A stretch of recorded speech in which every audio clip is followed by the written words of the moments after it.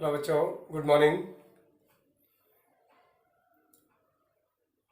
In this video, we will learn how to identify the pronoun, their cases, oblique forms and persons. हमारे जो pronoun होते हैं English language में, उन्हें हम किस तरीके से समझेंगे और उनके कितने केसेस होते हैं। केसेस को ही हम फॉर्म्स कहते हैं और उनके कितने पर्सन होते हैं, कौन कौन से प्रोनाउन आते हैं और जो फॉर्म्स उनकी होती हैं उन्हें हम क्या क्या कहते हैं। अपने सेंटेंसेस में, स्पीकिंग में हम इन्हें किस प्रकार से यूज़ करते हैं और इनकी सबसे ज़्यादा ज़रूरत साथियों बच्चों हमें तब पड़ती है जब हम नरेशन चेंज करते हैं, डायरेक्ट नरेशन को इनडायरेक्ट नरेशन में चेंज करते हैं या इनडायरेक्ट नरेशन को डायरेक्ट नरेशन में चेंज करते हैं। उसके साथ साथ हम एक्टिव वॉइस को पैसिव वॉइस में चेंज करते हैं और पैसिव वॉइस को एक्टिव वॉइस में चेंज करते हैं। अगले वीडियो में मैं आपको एक्टिव वॉइस को पैसिव वॉइस में किस प्रकार से चेंज किया जाता है इसके बारे में बताऊंगा। अभी आप सबसे पहले प्रोनाउन के बारे में समझ लीजिएगा। बच्चों यहाँ पर देखिएगा, पर्सनल प्रोनाउन फॉर्म्स अथवा केसेस।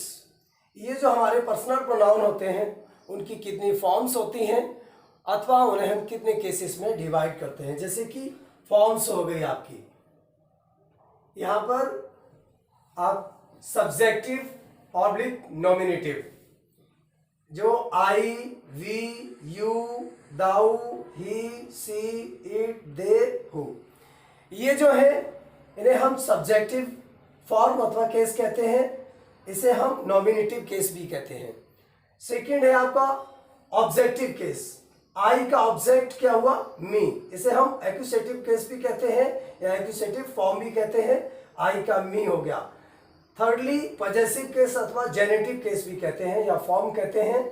तो इसे हमने माई और माइंड जो है वो आई का आपका पजेसिव अथवा जेनेटिव फॉर्म अथवा केस हुआ जाकर के। तो आई, मी, माई, माइंड, इस तरीके से ये आपके। इसके साथ साथ सेकंड है आपका वी। आई और वी ये आपके फर्स्ट पर्सन में आते हैं। यहां पर लिखा हुआ है बच्चों, यहां पर ये देखिए फर्स्ट पर्सन लिखा हुआ है। इसे हम फर्स्ट पर्सन में लेंगे। ये आप देखिएगा फर्स्ट पर्सन का है। फर्स्ट पर्सन में आई और वी आता है। आई और बी को, आई को मैंने समझा दिया। उसके बाद बी आया आपका। बी का ऑब्जेक्टिव ऑब्लिक एक्यूसेटिव केस या फॉर्म क्या हुआ आपका? अस हुआ जाकर के। इसका पजेसिव केस या फॉर्म क्या हुआ जाकर के? अवर ऑब्लिक अवर्स हुआ जाकर के। इसके साथ साथ सेकंड के पर्सन की बात करते हैं।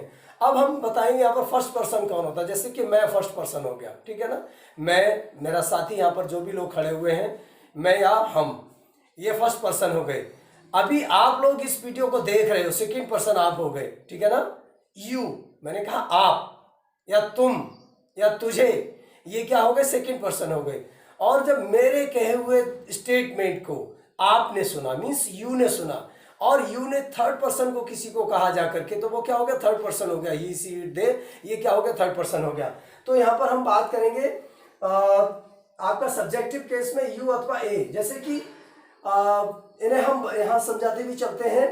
यू आपका प्लूरल में आता है, ए आपका सिंगुलर में आता है, और ये आपका कॉमन जेंडर होता है। आई भी कॉमन जेंडर है, वी भी कॉमन जेंडर है। ये दोनों आपके, ये तीनों आपके कॉमन जेंडर हो गई।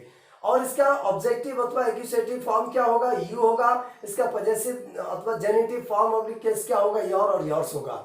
इसके साथ साथ हम बात करते हैं, इसी का एक और होता है पर्सनल प्रोनाउन। आपका प्रोनाउन में दाऊ, दाऊ सिंगुलर में आता है, दी सिंगुलर में आता है। ये आपका ऑब्जेक्टिव अथवा एक्यूसेटिव फॉर्म में हो गया।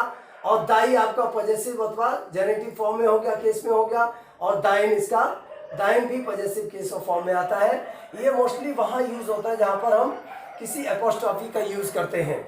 उसके साथ साथ आगे बढ़ते हैं हम। ये तो आपका फर्स्ट पर्सन होगा, सेकंड पर्सन होगा। आप थर्ड पर्सन की तरफ बढ़ते हैं। जैसे कि आप अगर किसी भी स्टेटमेंट को, मेरे द्वारा कहे हुए स्टेटमेंट को आप किसी थर्ड पर्सन से कहते हैं, किसी और व्यक्ति से कहते हैं, तो वो किस में चला जाता है? थर्ड पर्सन में चला जाता है। तो थर्ड पर्सन में बच्चों कौन सा आता है? सबसे पहले हम बात करते हैं ही। जैसे कि ही मीन्स स्वयं, मैंने कहा आपसे अपने पापा से कहना है।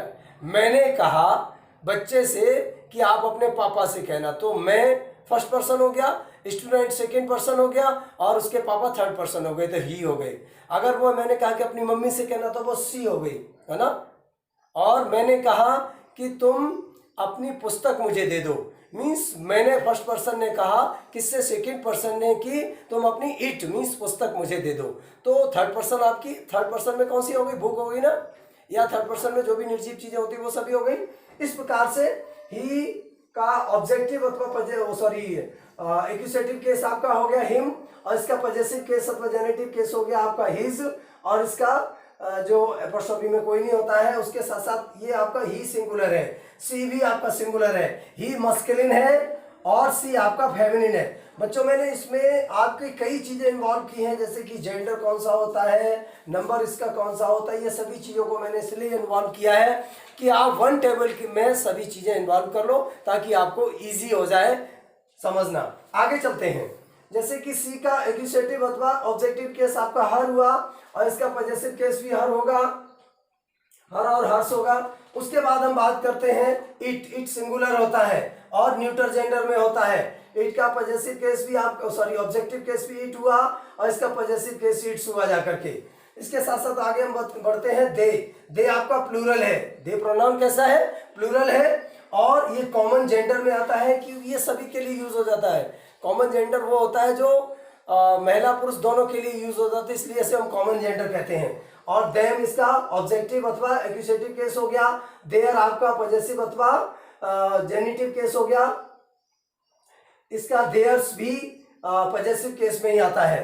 उसके साथ साथ आगे चलते हैं हम, ये आपका जैसे हु होता है, हु ये भी आपका प्रोनाउन है, और किस तरीके से है, हु आपका सब्जेक्टिव केस है, नॉमिनेटिव केस है, इसका ऑब्जेक्टिव केस है, एक्यूसेटिव केस आपका हुम हो गया, और हुज इसका पजेसिव अथवा जेनेटिव केस हो गया।